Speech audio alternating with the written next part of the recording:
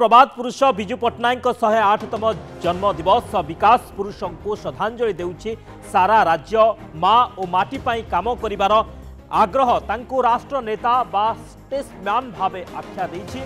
कटक आनंद भवन रु इंडोनेशिया जाए यही टॉल मैन छाड़ी जाइछंती निज साहसिकता बुद्धिमता और जननेतार अलिभा पदचिन्ह। बिजु बाबूंको 108तम जयंती रे बीजेडी पक्षरु सबु जिला और निर्वाचन मंडली रे विशाल आयोजन करा जाइछि। बिजु पट्टनायक प्रतिमूर्ति रे माल्यार्पण सह डाक्तरखाना वृद्धाश्रम अनाथाश्रम और बालाश्रम रे फल बंटन सह विभिन्न समाज सेवा कार्यक्रम जारी रही।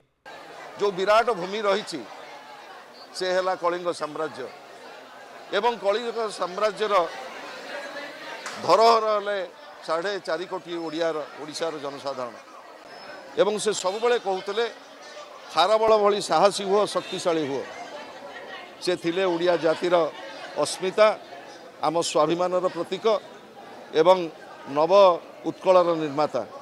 आज तांकर पुण्य जयंती रे आमे बिजु जनता दल पक्षरु ओडिशार 4.5 कोटी जनसाधारण पक्षरु तांकर अम्लान स्मृति गभीर श्रद्धांजलि अर्पण करने सहित तांको जीवनर स्वप्न चिंता एवं चेतना जो से समर्पित थिले जदि आमर व्यक्तिगत जीवन में किछि परिमाण रे तांकर दिग्दर्शन रूपायित हो पारिबो से ही हम प्रभात पुरुष प्रति आज दिन में श्रेष्ठ श्रद्धांजलि।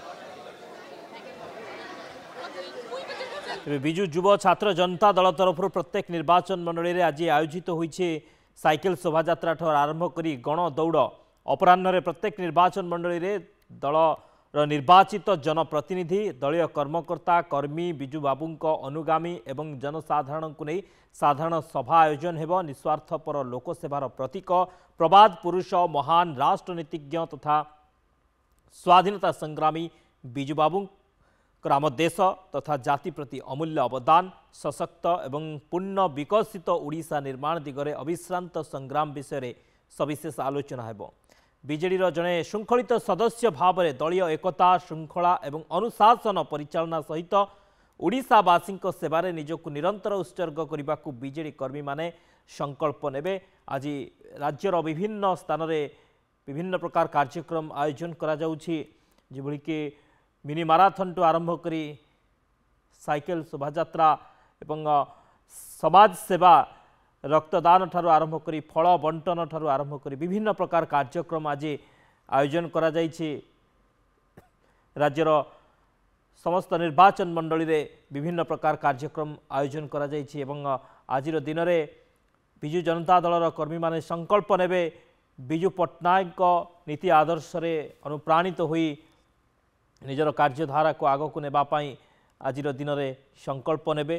108तम जन्मदिवस बिजु बाबूंकर जन्म जयंती अवसर में विकास पुरुष को श्रद्धांजलि देउछि सारा राज्य माँ माटी पाई काम करिवार आग्रह तांको राष्ट्र नेता बा स्टेट्समैन भावे आख्या देछि।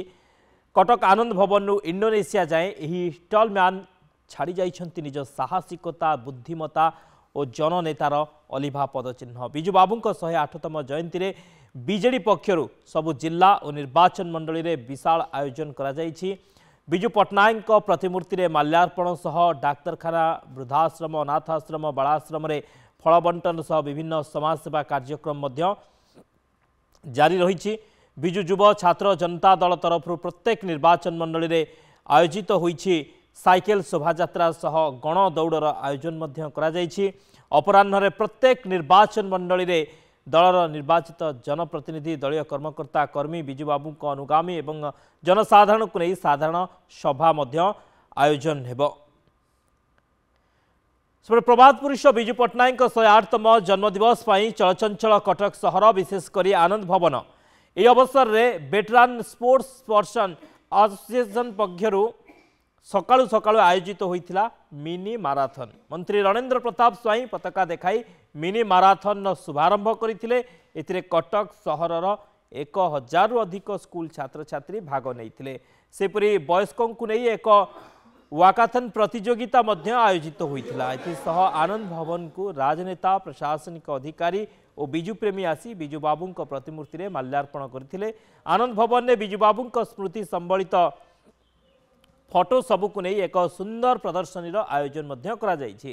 यासह विभिन्न स्थान में रक्तदान शिविर फल बंटन कार्यक्रम मध्य अनुष्ठित होइछि। विभिन्न प्रकार कार्यक्रम सारा राज्य रे आज विजु पट्टनायक 108तम जन्म जयंती को पालन करा जाउछि। प्रवाद पुरुष विजु पट्टनायक जे कि ओडिशार पहचान परिभाषा ओडिशार अंतरात्मा को जी प्रकाश कर खाली ओडिशारे नुहे सारा भारत वर्ष विश्व एवं से कार्यक्रम को आज आमर प्रिय मुख्यमंत्री तांकर सुयोग्य संतान नवीन पट्टनायक से कार्यक्रम एवं तांकर अधूरा स्वप्न को एक विकासशील एवं विकासोन्मुखी राज्य रे गठन कर कार्यक्रम विजु पट्टनायक नाम आसिले गोटे उन्मादना आसी जाए से कार्यक्रम चलो।